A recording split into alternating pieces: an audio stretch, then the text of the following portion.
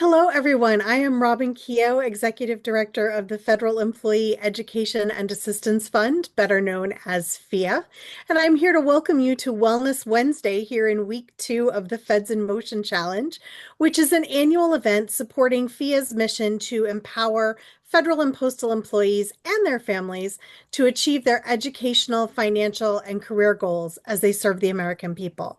Thank you for joining us, and thank you for your support of the physical, mental, and financial health of federal families.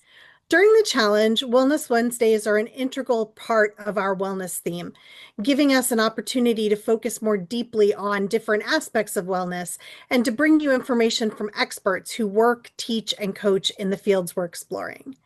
Today's session, Building an Emergency Fund, offers practical ideas for improving financial health and is brought to you by GEHA. GEHA is a gold sponsor of the challenge and has been supporting FIA's work for more than a decade, including financial support of our annual college scholarship program. We're grateful for their commitment to federal families and thank them for continuing to stand with FIA and Feds. To say a few words and introduce our presenters, it's now my pleasure to introduce Angela Capps, National Webinar Engagement Specialist at GEHA. Angela?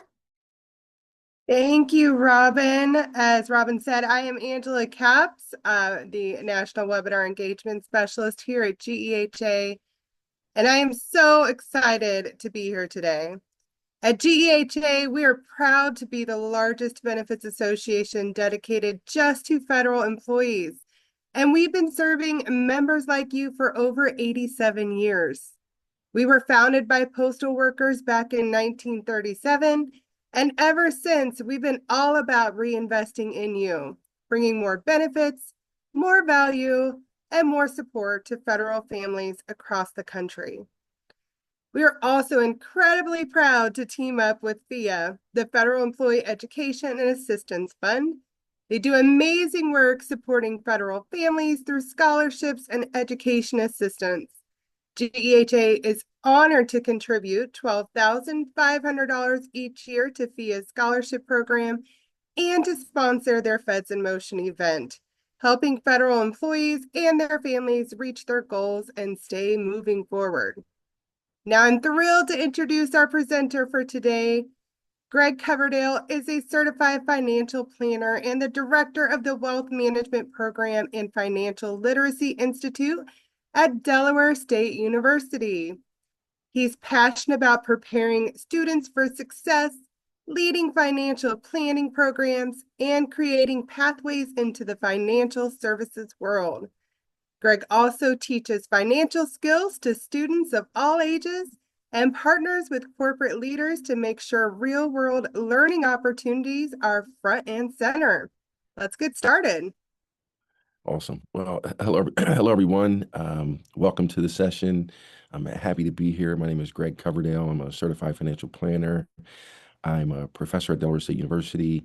I'm the director of the Financial Literacy Institute, the Charles Schwab Financial Literacy Institute, as well as the Wealth Management and Financial Planning program, the major program at Delaware State University. So I'm going to start by sharing my slides. Perfect. Awesome. All right. So today we're going to talk about building your emergency fund and why it matters and how to get started. So the introduction here is the importance of financial security and the overview of what is an emergency fund. So unexpected expenses can disrupt financial stability. There are things like your roof could blow off of your home, or your car could break down, or your child could get into a situation in college and need extra funds. I know firsthand, I've been in a lot of those types of situations. So having an emergency fund can help with some of these things and can alleviate a lot of financial stress. About 62% of Americans live paycheck to paycheck with little or no savings expected to cover expenses. About 37% of adults cannot afford an emergency expense over $400. So an emergency fund is a fund that's there for you in the event of an emergency. If your roof blows off of your home, if your car breaks down, if your child has a situation and they need your financial support, an emergency fund is there for you for those reasons. An emergency fund is not for planned expenses, but it's for unforeseen circumstances. So an emergency fund isn't necessarily for you to pull from that to pay for a vacation or to, to pay for entertainment expenses like going out to dinner on a Friday evening. An emergency fund is for those unforeseen circumstances, like I spoke about a moment ago. Um, Common uses for an emergency fund are medical bills, car repairs, a job loss, things of that nature.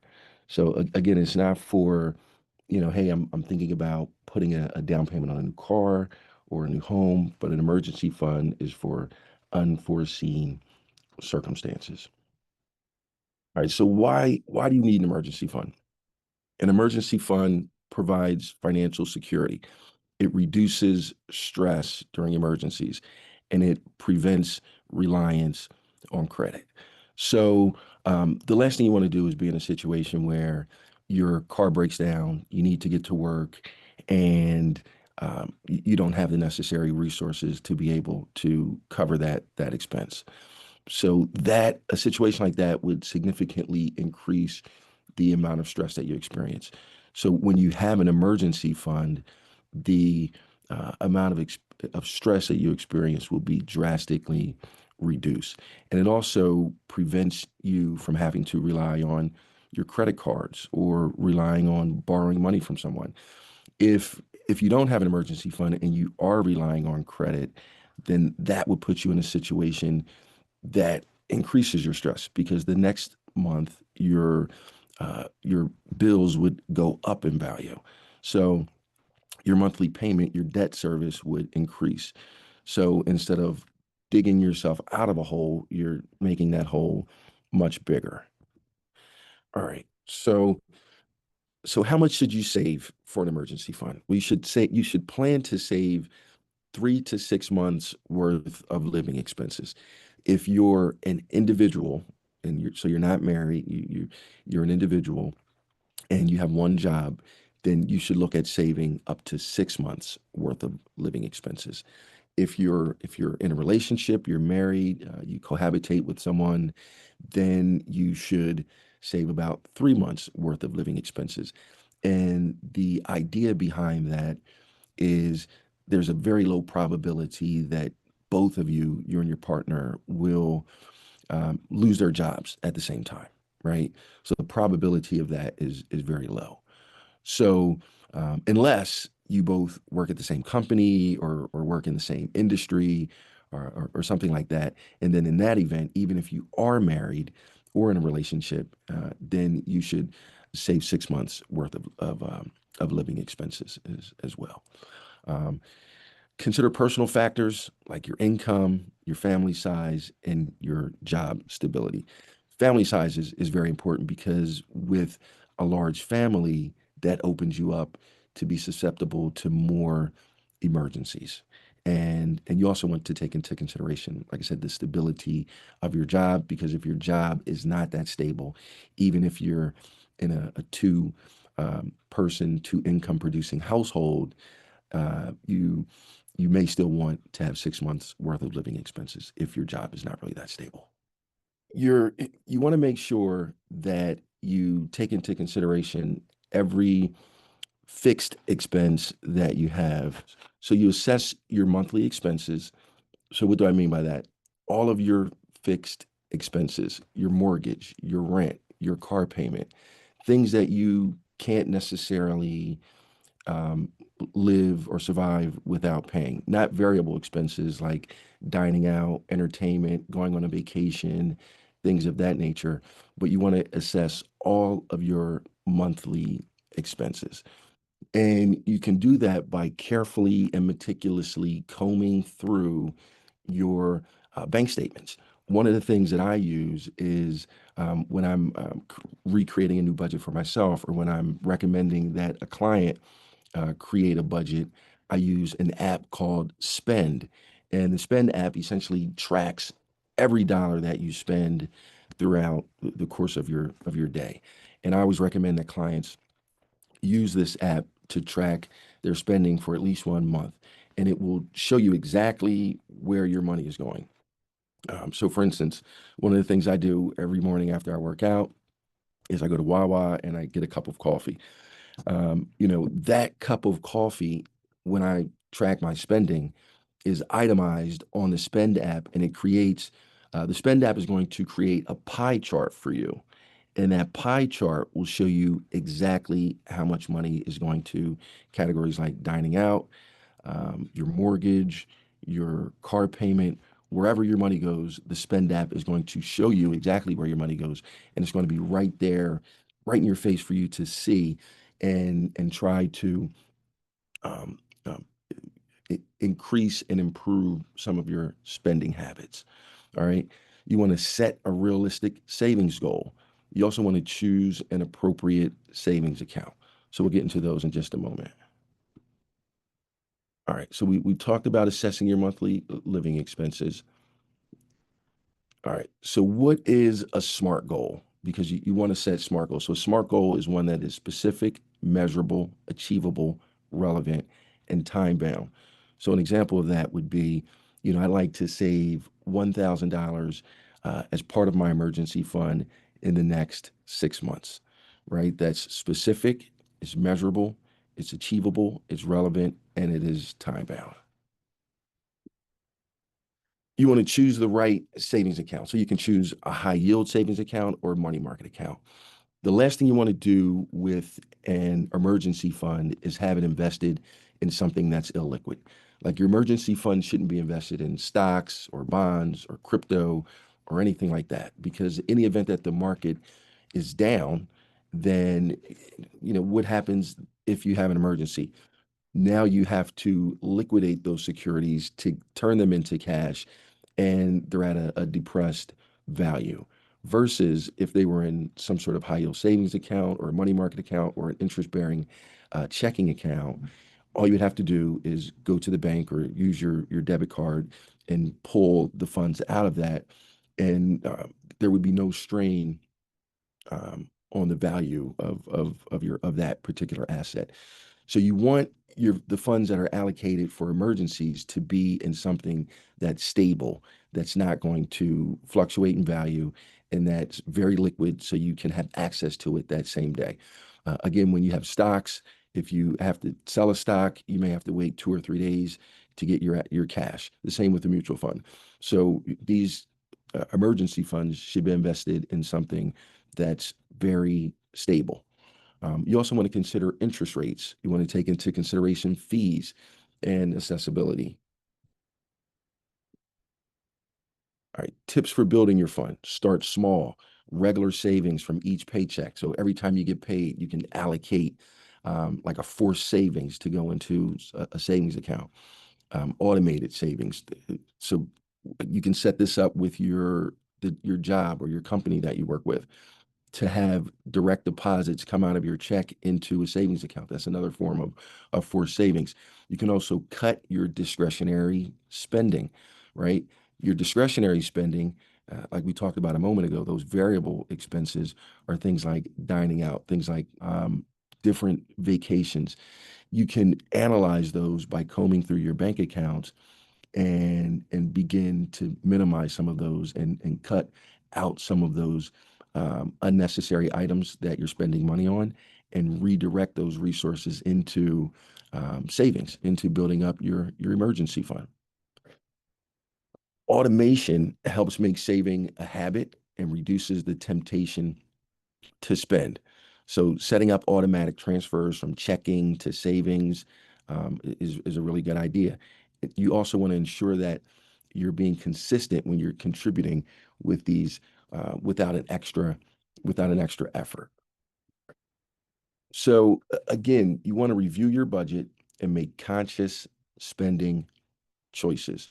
So different non-essential expenses, you want to reduce those.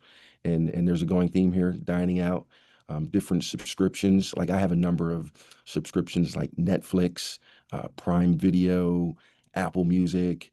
I'm sure we all have those, but some of these can be unnecessary, and there's some redundancy here.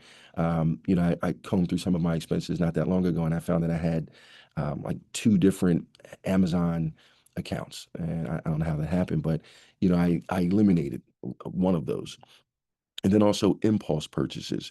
You want to make sure that the the purchases that you're making are well thought out and not just based on an impulse.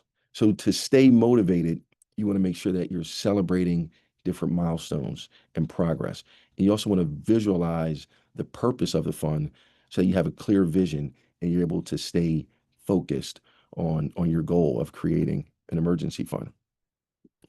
You want to make sure that you treat this fund as a safety net and not a general savings account. So this is for those rainy days when things go wrong. It's not a savings account for you to pay for like a car or a home. This is when an emergency happens in your life, an unexpected expense. So, you want to view challenges as opportunities for creative solutions. Um, you may find yourself in a situation, right, and a lot of times financial challenges can seem unbearable, can seem like you can't overcome them. But I would challenge you to Google search your situation and see what financial resources are out there to help you. It may be helpful as well to sit down with a financial counselor to provide you with different support and coaching and help you find different solutions. So, prioritizing savings and seeking assistance is very important. So again, I would recommend the Spend app. That's an app that's definitely helped myself, a number of my clients. Different books that I would recommend are Rich Dad Poor Dad. That was actually a really good book that I found helpful for my own situation, and I've recommended that to a number of different clients. And then also reaching out to financial advisors and going to workshops is very helpful as well.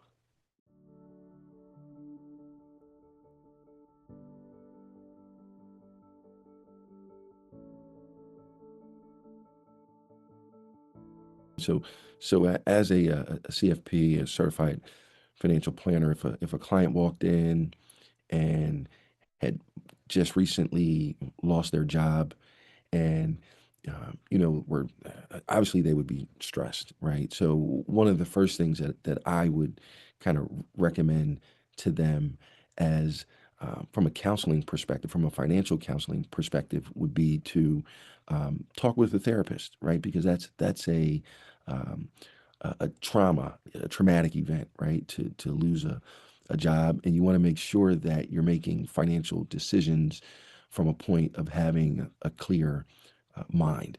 So that's the first thing that I would recommend that they do is talk with their therapist if they already aren't doing that. The second thing that I would do with them would be to comb through their bank accounts, right? So I would ask that they bring in any financial statements that they have, preferably the accounts that they use to pay for things, right? Their everyday expenses. So if they use a credit card when they go into Wawa, I talk about Wawa a lot. That's like a going thing for me. I know, but if wherever they're going, if they're going out to eat, whatever they use to pay their bills, I would ask that they bring that in so that we could meticulously comb through their spending and see where their money is going. And then I would try to help them figure out ways to shave some of those expenses away.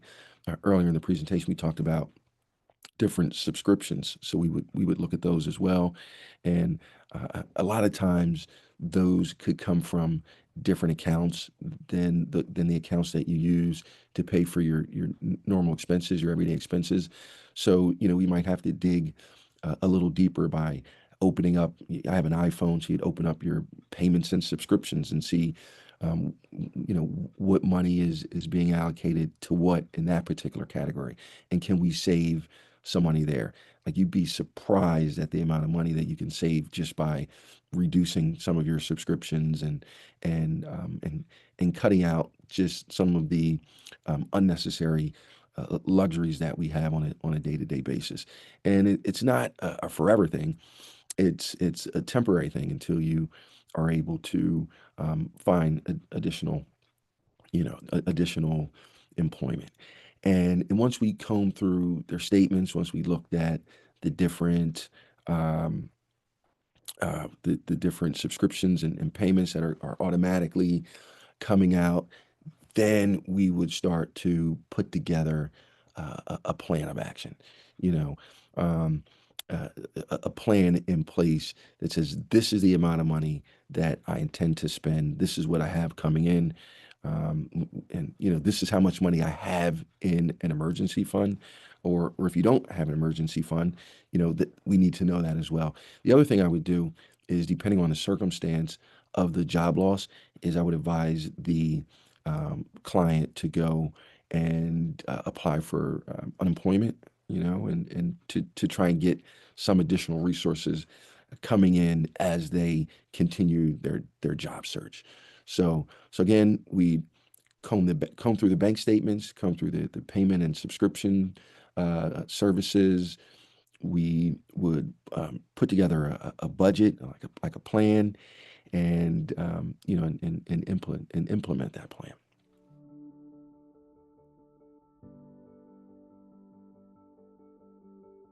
I started my kids very young with um, different investing books. So my son in particular, he was my first child. So very early on, I don't remember the name of the book, but it was about investing. It was about stocks and bonds and compound interest, but it was um, easily to understand information for a child, right? And it was a children's book. So he started out with that very early on, and now at 19, he he had an internship at a engineering firm, saved all his money for the summer, and he invested it. I was very, very, very proud, because there was a time when he kind of fell off track and wasn't necessarily focused on investing, and um, so it was very, very rewarding to see him do like a full circle and open up an investment account and say, Dad. And it wasn't based on my encouragement. He came to me and said, Dad, I like to invest um, the money that I've saved. And obviously I had encouraged him, but I didn't push it on him too much. And I think a lot of that was based on the initial seed that I planted, but it was watered when he got to college and was around other peers that were investing. And they were having those conversations about, I invested in this stock, and I invested in this ETF, and I did this and I did that and I shorted this, and so he kind of remembered the seeds that were planted within him, and they started to become watered and flourish, because he was, he kind of changed. He grew into another network, and he was around different people that were doing those types of things. And I've always been very transparent with my kids as much as possible about, the good times and the not so good times, the financial windfalls and different struggles that you may have financially. So, I've always been pretty transparent with them.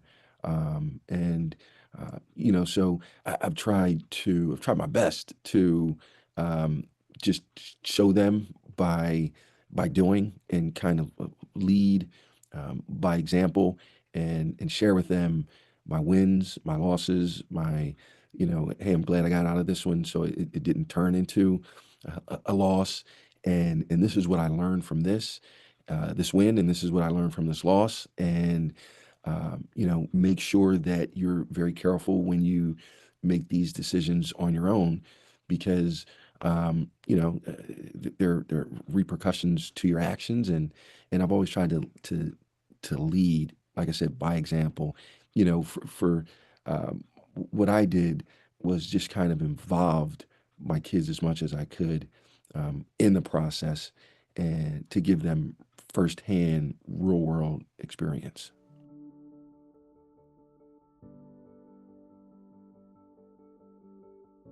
I would say that those small investments that you make into anything really, whether it's financial or anything else, your education even, those small investments that you make, they compound over time. And the earlier that you begin to make these investments, the greater it will be.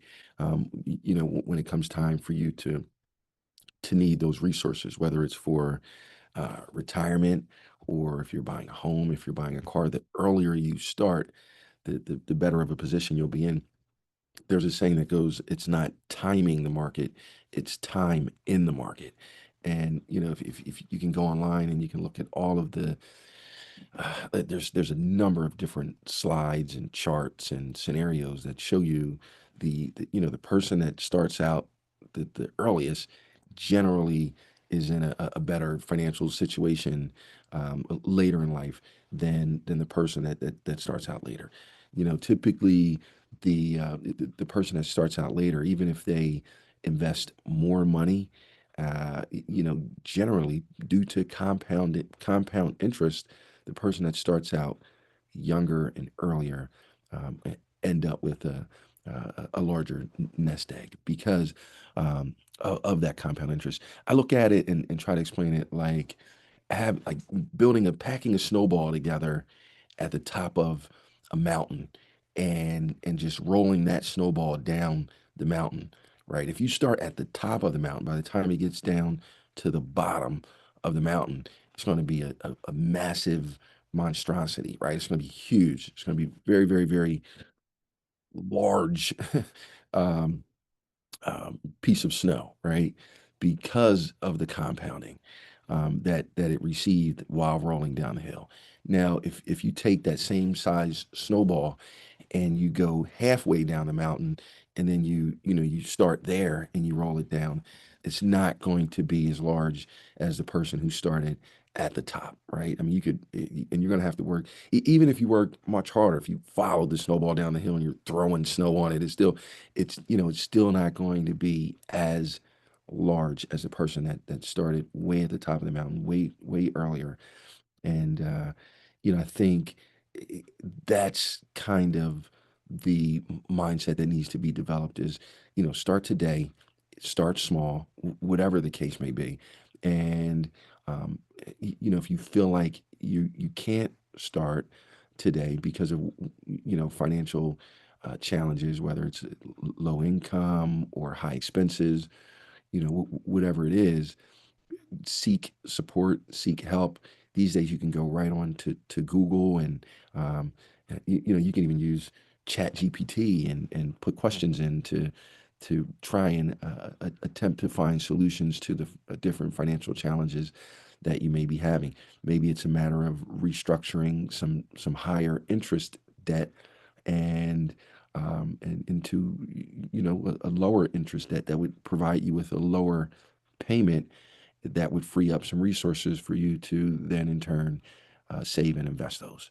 So I think absolutely the sooner you start, the better you are. And then those that are closer to their goals, whatever their goal is, if it's retirement, if it's buying a home, if it's buying a car, you want to make sure that you begin to preserve what it is that you accumulated. If it's for retirement, you definitely want to preserve those assets that you've accumulated, because that's the principle that you're going to be pulling from to provide for yourself for the rest of your life while you're in that retirement life expectancy.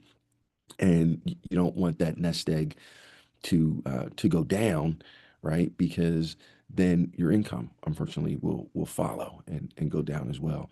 So, I would just recommend that uh, you, at whatever life cycle you're in, if you're a younger person, you make sure that you're taking the appropriate level of risk when you're investing, because you can afford to take more risk than a more senior, more mature person.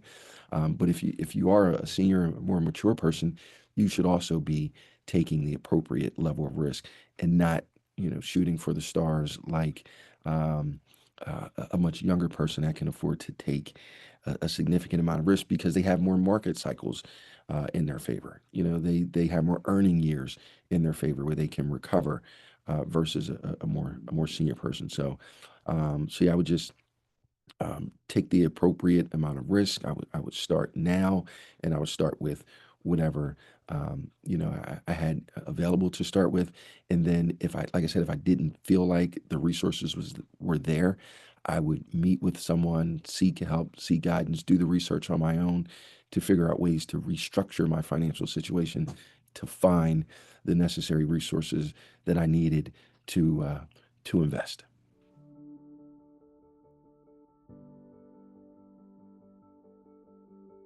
Wow, that's a great question.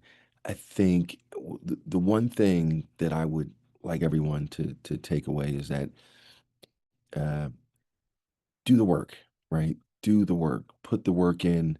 The results don't always show immediately, right? The results may not be right in front of you, right?